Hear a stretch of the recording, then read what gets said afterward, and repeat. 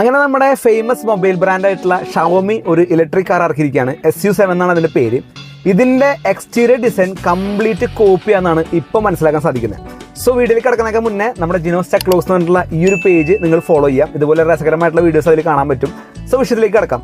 അപ്പോൾ ആദ്യം തന്നെ വണ്ടി കണ്ടപ്പോൾ എനിക്ക് നല്ലൊരു വണ്ടിയായിട്ടാണ് തോന്നിയത്. പിന്നീട് നോക്കിയപ്പോഴാണ് ഇതിൻ്റെ ഫ്രണ്ടിന് നല്ല രീതിയിൽ മെക്ലാരൻ 720S എന്ന് പറയുന്ന കാറുമായിട്ട് സിമിലാരിറ്റി ഉണ്ട്.